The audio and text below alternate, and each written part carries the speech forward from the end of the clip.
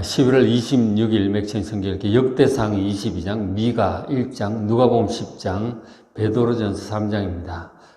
오늘부터 미가가 시작이 됩니다. 오늘 새벽에는 미가서 1장, 2장 말씀 우리 함께 보고 기도하겠습니다. 미가서가 이제 7장까지 있는데요. 이 미가서가 이 세 편에 선포했던 세 편의 말씀을 이렇게 쭉 이렇게 연결해 놓은 것이라고 볼 수 있어요. 그러니까 1장, 2장이 한 편이고 3, 4, 5장이 또 한 편에 선포된 말씀, 그리고 6장, 7장이 또 그렇습니다. 오늘은 제일 앞부분 1장, 2장 말씀을 같이 보려고 합니다. 미가서 1장 1절 보면 어느 시대에 어떤 선지자냐 하면 유다의 왕들 곧 요담, 아하스, 히스기야 시대 때 미가가 전한 하나님의 말씀이에요.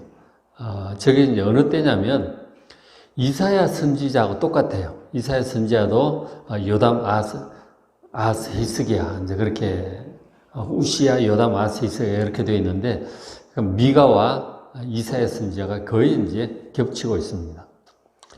동시대, 이사야와 동시대로 할 수 있죠. 전한 말씀인데 보면 여호와의 말씀 곧 사마리아와 예루살렘에 관한 묵시라고 그래요. 사마리아는 북이스라엘 수도고 예루살렘은 남유다의 수도잖아요. 그러니까 북이스라엘과 남유다에 선포하신 그 말씀이라고 할 수 있습니다.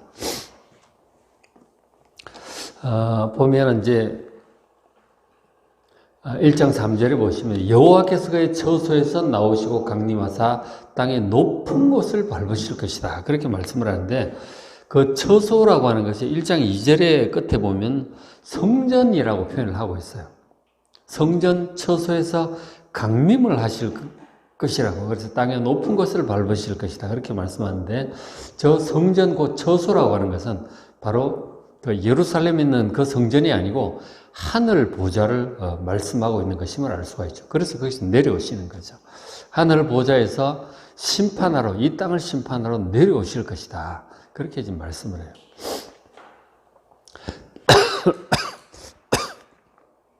저 땅의 높은 곳이라고 하는 높은 곳이 히브리어로 바마라고 하는, 바마는 5절에 보면 1장 5절에 유다의 산당이라고 할 때 산당이라고 하는 표현이죠. 산당하고 똑같은 말이에요. 산당, 높은 곳 같은 곳인데 바로 그 산 꼭대기에 여기에 우상들을 보통 숭배하는 장소로 세우는 것이 산당이에요. 우리나라도 옛날에 보면 선앙당 같은 거 있고 그랬잖아요. 그런 것처럼 우상들을 숭배하는 그런 장소가 저 바마예요. 산당 혹은 높은 곳 그렇게 되죠. 하나님께서 그 산당들을 밟으러 내려오신다 하는 거죠. 그래서 하나님 그 우상을 숭배하는 이스라엘과 유다의 그 산당들, 백성들의 죄를 심판하러 내려오신다는 말씀이에요. 그래서 이제 4절에 그 아래서, 하나님 아래서 산들이 높고 골짜기들이 갈라질 것이다. 불 앞에 밀초, 초 있죠, 초. 초가 불을 쬐게 되면 이제 녹아버리잖아요. 그것처럼 하나님의 영광과 진노와 심판 앞에 녹을 것이다 하는 거죠. 왜 그러냐면 어제 이는 나 야곱의 허물 때문이고, 야곱은 이스라엘을 얘기하는 거예요.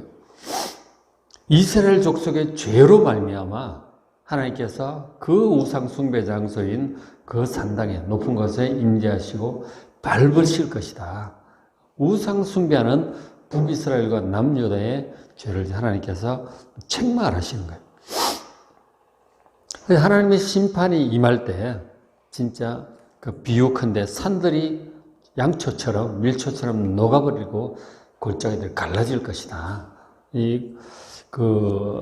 이제 그림으로 생각해 볼 때 산이 이렇게 높잖아요. 높은 산이 녹아내린다는 얘기죠. 골짜기가 갈라진다는 얘기잖아요.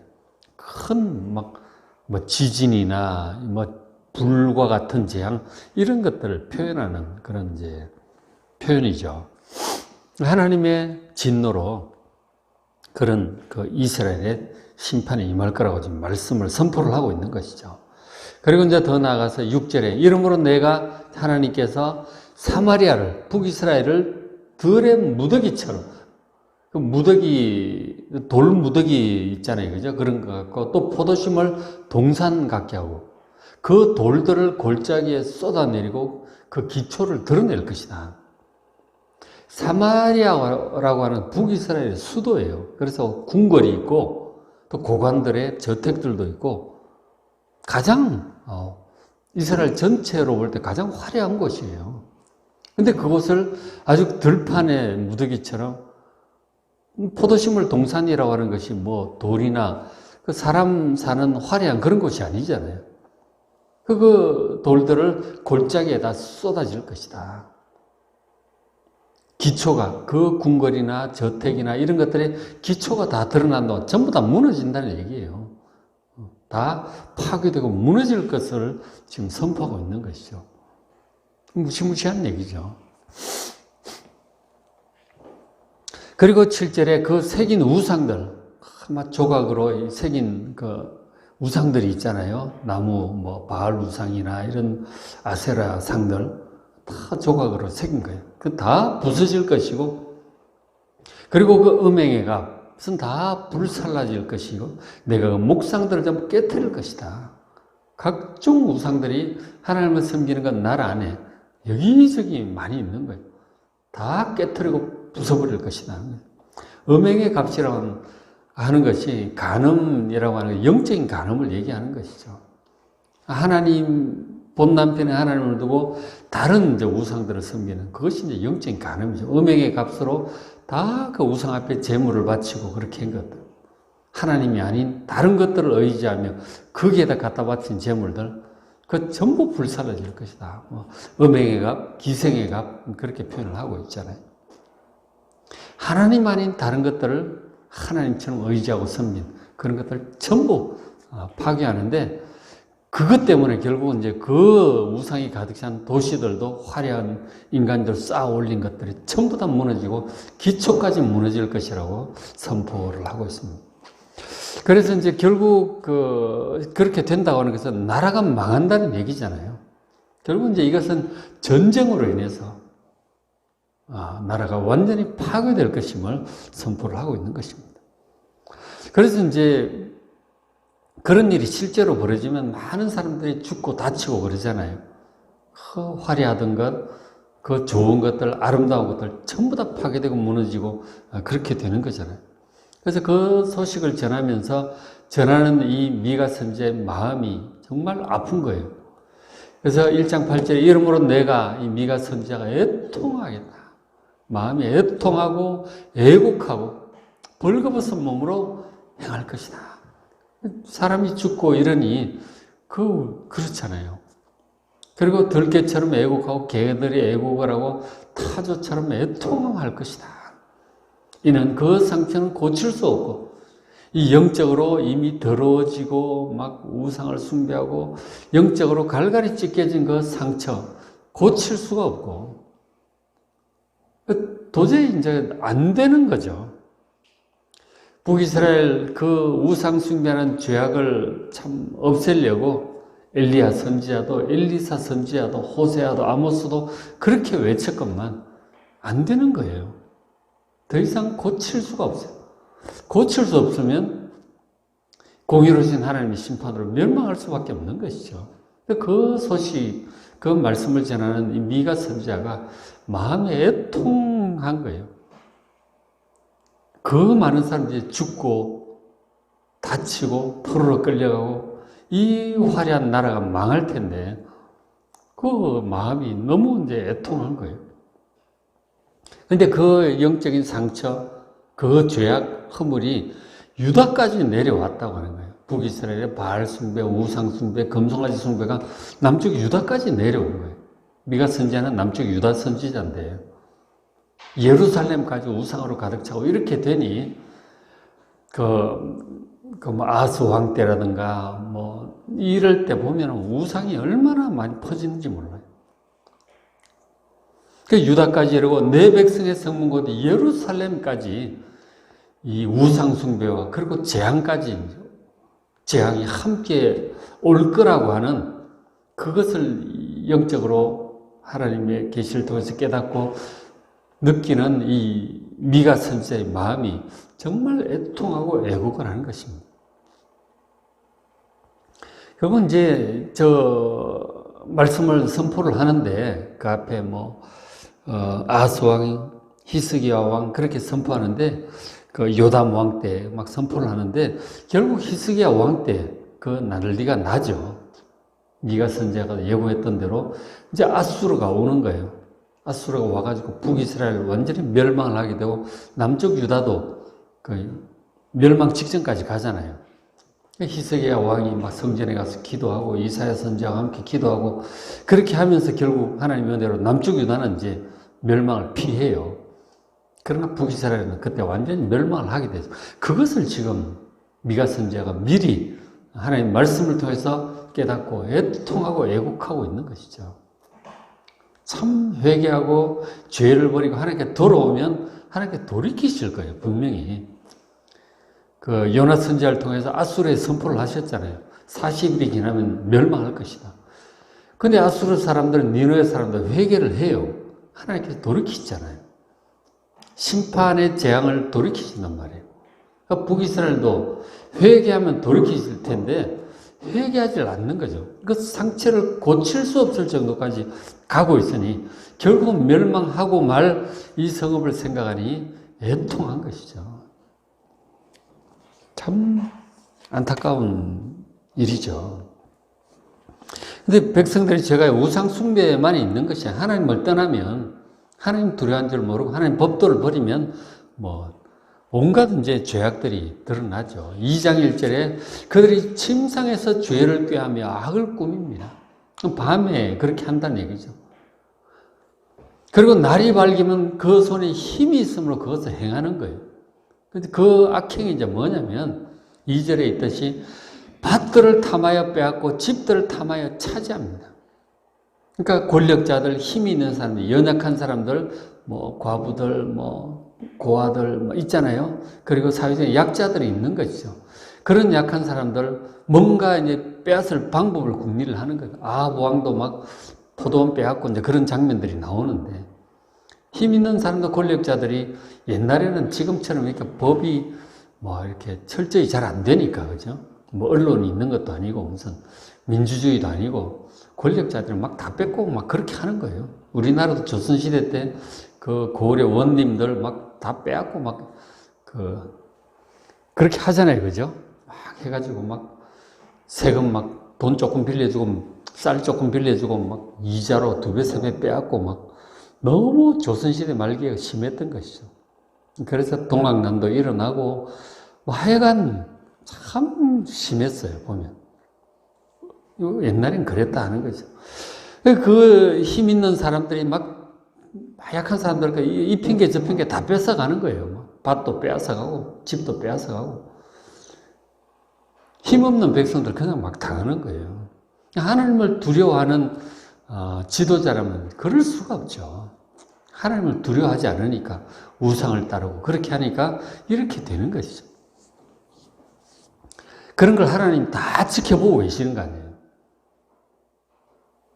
그리고 또 그들이 남자와 그의 집과 사람과 그의 산업을 강탈합니다. 막 기업들을 빼앗아가는 거예요. 그렇기 때문에 3절에 그러므로 여호와의 말씀은 내가 이 족속에게 이 백성들에게 재앙을 계획한다 하는 거죠. 이것도 이제 위에 대꾸를 이루고 있죠. 이 악한 자들이 이 권력자들 힘 있는 사람들이 죄를 꾀하고 악을 꾸미잖아요. 그렇게 해서 막 실행을 하니까 하나님께서 나도 너희들을 향해 이 공의로운 심판을 계획하겠다는 거죠. 너희들이 악을 꾀하니 나도 재앙을 계획할 거다. 지금 하나님께서 그렇게 심은 대로 그대로 하시겠다는 거예요. 그래서 결국은 아수르가 오는 거예요. 멸망이 오는 거라니까요. 그 속에서 막 그 힘이 있다고 약한 자들 짓밟고 빼앗고 막 뇌물 받고 불의한 사람들 편들어주고 막 그렇게 하니까 하나님께서 내가 가만두자. 공의로운 하나님께서 그렇게 가만두지 않겠다 하는 거죠. 멸망이 오는 거예요. 나라가 망하면 왕부터 이 고관들부터 이제 날아가는 거죠. 오히려 백성들은 오히려 살 기회가 생길 수 있어요. 억압, 압제자가 없어지니까. 하나님께서 가만히 계시지 않는다니까. 불의한 자들이에요. 그리고 이제 그 지도자들, 약한 사람들, 우리나라하고는 다른 거예요. 북이스라엘 자체가 이제 하나님의 백성들이잖아요. 그죠? 나라 전체가 하나님을 원래 섬기는 나라라니까. 우리나라하고 비교할, 직접적으로 비교할 그런 상황. 하나님을 안 섬기는 불신자들에게 그렇게까지 욕할 수는 없겠죠. 근데 어쨌든 참 공의롭고 정의로워야 되는데, 이스라엘하고 우리하고는 상황이 다르다는 것을 여러분 좀 아셔야 됩니다. 어쨌든 북이스라엘 전체가 국가적인 교회라고 할 수 있는 거예요. 남유다도. 그 우상숭배에 빠지니까 문제긴 문제인데.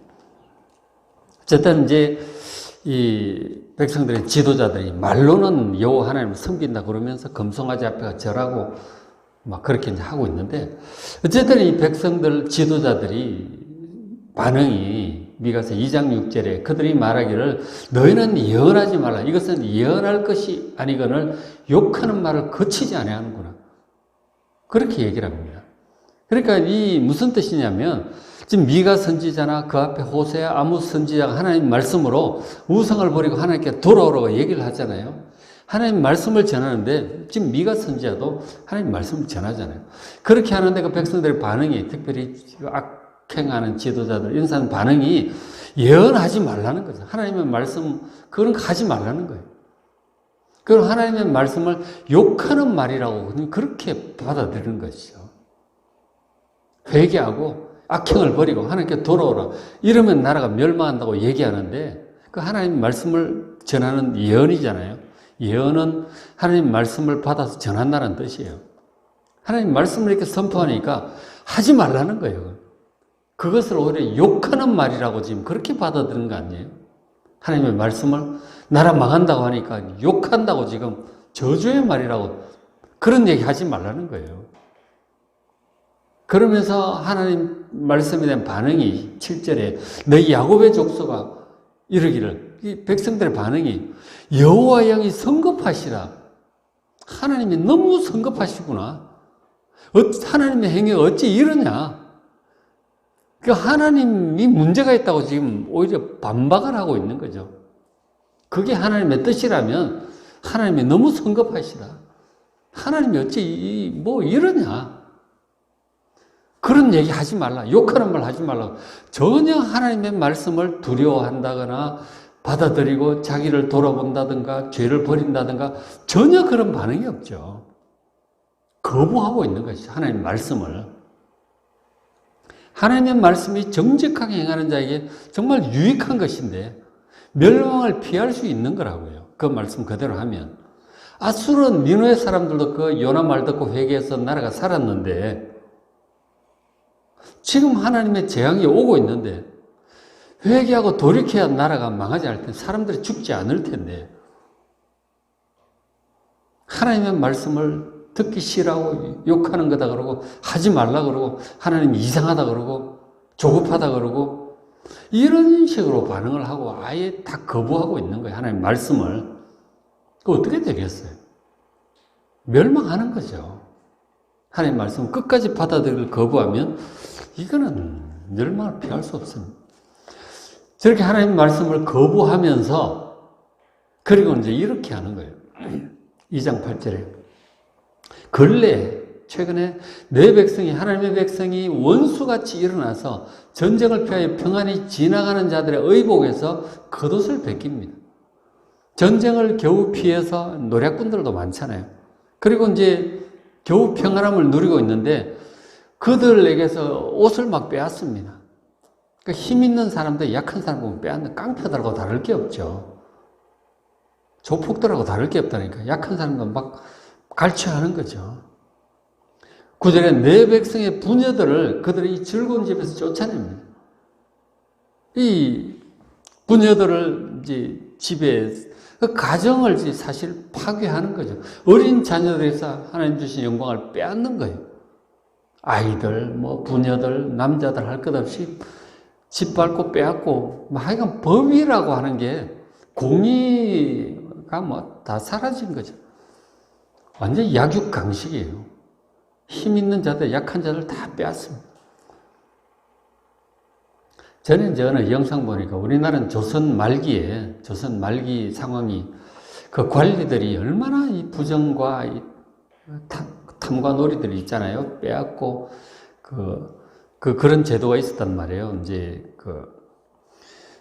춘궁기에, 그죠? 보릿고개 춘궁기에 쌀 이런 거 빌려주고 가을에 갚게 하는 그런 제도, 제도 이름을 잊어버렸는데 구휼미를 주고 이제 하는데 빌려주는 데 안에 쌀 안에 잡곡이나 나중에 돌도 막 해가지고 무게 채워서 주고 나중에 2배, 3배 막 빼앗아 가는 거예요. 이것저것 막 다 빼앗아 갑니다. 이방들 있고 막 그러잖아요. 탐과 놀이다. 그러니까 이 조선 이 남자들이 일을 안 해요. 해봤자 뭐 있으면 다 뺏어가니까 그저 자기 식구들 먹을 것 정도만 하지 해서 일을 열심히 해서 모아야 되잖아요. 모아서 그걸 팔기도 하고 뭐 재산을 늘리기도 하고 해야 되는데 다 뺏어가니까 할 필요가 없는 거예요. 딱 식구들 먹을 만큼만 농사 짓는데. 그때 이제 19세기 말에 선교사들이 와서 기록한 내용들이 있어요. 너무너무 하는 거죠. 탐과 놀이들이. 저런 거예요. 도대체 뭐 일해봤자 소용없어. 뭐 있으면 다 뺏어가니까. 너무 심했대요. 오죽하면 동학난이 일어나고 그랬겠어요. 고부, 군수 뭐 다 뺏어 그렇게 나오니까. 그런 이제 세상이란 말이죠. 민주화 되기 전에는 정말 없는 거예요. 조금이라도 힘 있으면 그냥 그렇게 하는 거예요. 참 안타까운 그런 상황이니까. 딱 그런 상황이에요. 그죠? 공의로우신 하나님께서 그런 것을 두고 보시지 않는 거예요.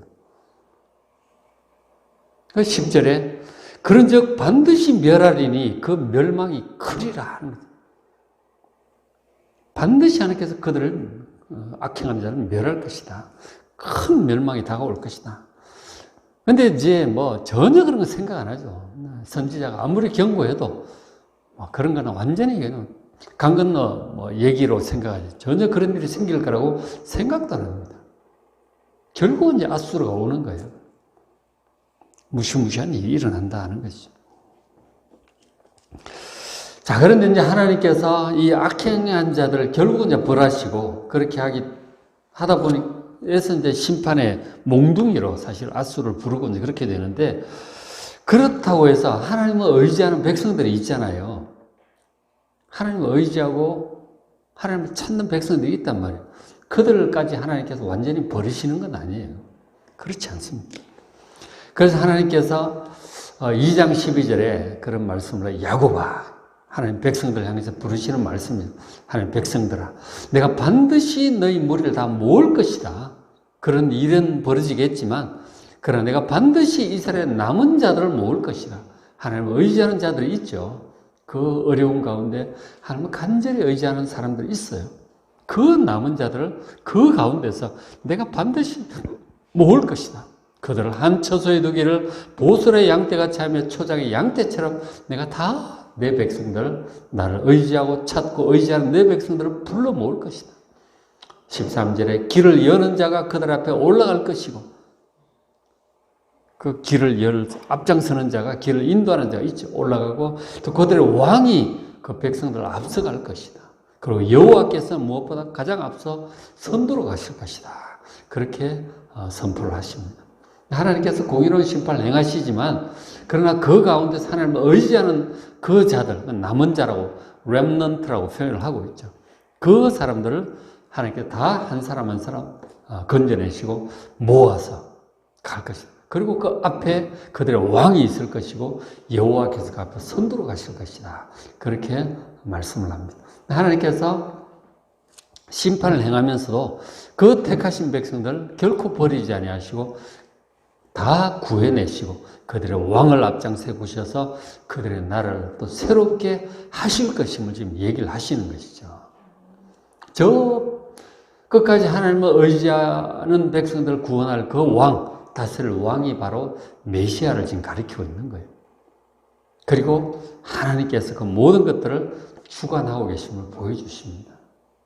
이런 것들이 결국 예언적으로 표현이 되고 있는데 어쨌든 그 당시 상황으로서는 아수르에서 나라가 멸망하겠지만 하나님께서 그 의지하는 백성들은 건져내시고 보호하시고 인도하신다고 하는 그 사실을 미가를 통해서 말씀을 하고 있습니다. 중요한 것은 악행하는 자는 악행을 버리고 회개를 해야 되고, 그리고 상황이 아무리 안 좋아도 뭐 여러 가지 앞지 않은 자들로 말미암아 고통스러울지라도 하나님을 의지하고 하나님 찾고 부르짖으면 그런 사람들은 그 심판 가운데서도 반드시 구원하실 것이다 하는 것이죠.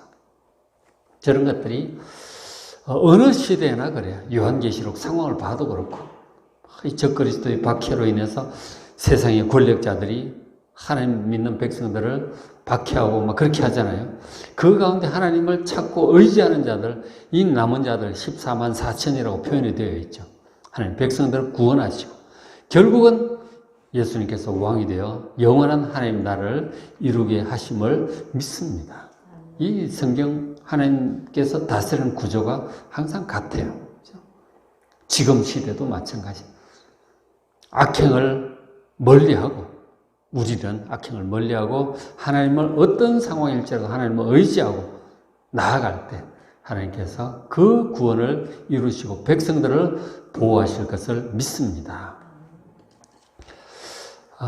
오늘 맺힌 성경 역대상 22장, 미가 1장, 누가복음 10장, 베드로전서 3장 말씀 잘 읽으시고 은혜 많이 받으시기 바랍니다.